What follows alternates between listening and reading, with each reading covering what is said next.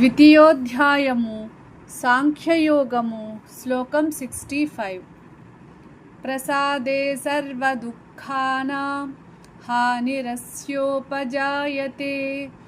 ప్రసన్నచేతసో హ్యాసు బుద్ధి పర్యవతిష్ఠతే. తెలుగు తాత్పర్యం. ఈ శ్లోకంలో శ్రీకృష్ణుడు మనశ్శాంతి అనగా ప్రసాదం వల్ల కలిగే గొప్ప ఫలితాన్ని వివరిస్తున్నాడు. మనస్సు ప్రశాంతంగా ఉన్నవానికి అన్ని దుఃఖాలు క్రమంగా తొలగిపోతాయి. ప్రసన్నమైన చిత్తం కలిగిన వారి బుద్ధి త్వరగా స్థిరపడుతుంది. ఇక్కడ ప్రసాదం అంటే ఆలయంలో ఇచ్చే ప్రసాదం కాదు. దీని అర్థం మనస్సు నిర్మలంగా ఉండడం, హృదయ ప్రశాంతత, అంతఃకరణ శుద్ధి, భగవంతుని కృప వల్ల కలిగే అంతరంగ శాంతి. ముందు శ్లోకంలో రాగద్వేషాలకు అతీతంగా ఉండే వ్యక్తి మనశ్శాంతిని పొందుతాడని చెప్పారు. ఇప్పుడు ఆ శాంతి వల్ల కలిగే ఫలితాన్ని ఈ శ్లోకంలో చెబుతున్నారు.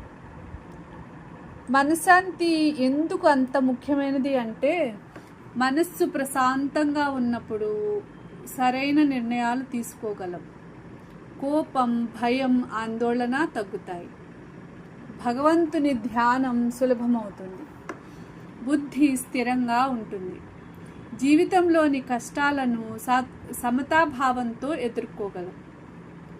సర్వ దుఃఖానాం హానిహి అంటే జీవితంలో సమస్యలు పూర్తిగా లేకపోవడం కాదు, వాటి వల్ల కలిగే మానసిక బాధ, కలత, అశాంతి తొలగిపోవడం.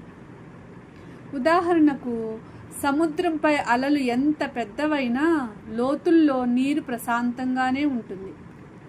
అలాగే స్థితప్రజ్ఞుడి జీవితంలో కూడా సుఖదుఖాలు వస్తాయి, కానీ అతని అంతరంగం భగవంతునిపై నిలిచి ఉండడం వల్ల ప్రశాంతంగానే ఉంటుంది.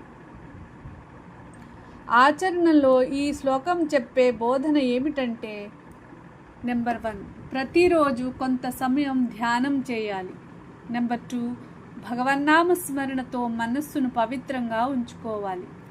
నెంబర్ 3, రాగం, ద్వేషం, కోపం వంటి భావాలను తగ్గించడానికి ప్రయత్నించాలి. నెంబర్ 4, ప్రతి పరిస్థితిని భగవంతుని ప్రసాదంగా స్వీకరించాలి. నెంబర్ 5, ప్రశాంతమైన మనస్సే స్థిరమైన బుద్ధికి పునాది అని గుర్తుంచుకోవాలి. हिंदी तात्पर्य.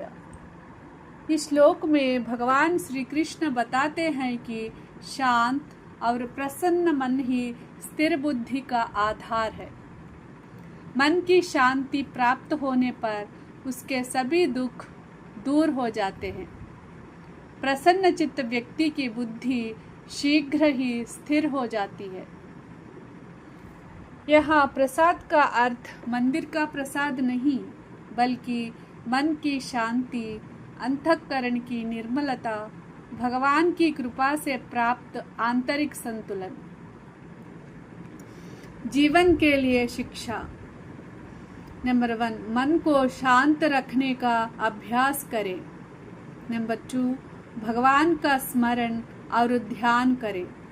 नंबर 3, राग द्वेष से मुक्त होकर जीवन जिए.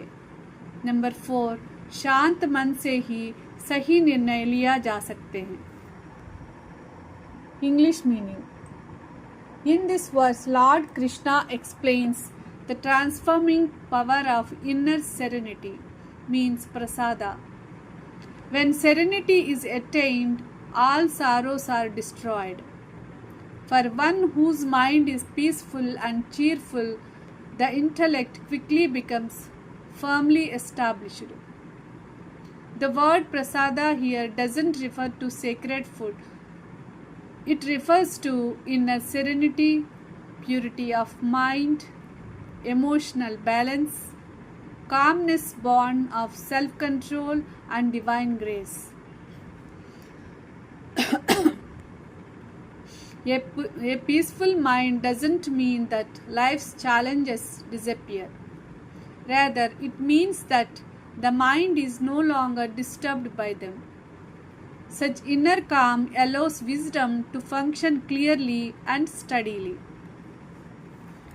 For example, a clear lake reflects the moon perfectly, because its surface is still. If the water is disturbed, the reflection becomes distorted. Similarly, when the mind is calm, the intellect reflects truth clearly. When the mind is agitated by anger, attachment, or fear, judgment becomes clouded.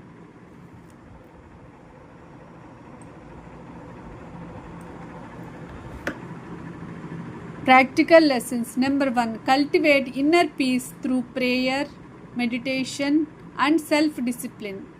Number 2. Don't allow likes and dislikes to dominate your mind. Number 3. A calm mind makes wise decisions and responds rather than reacts. Number 4. Spiritual serenity is the foundation of lasting happiness and self-realization.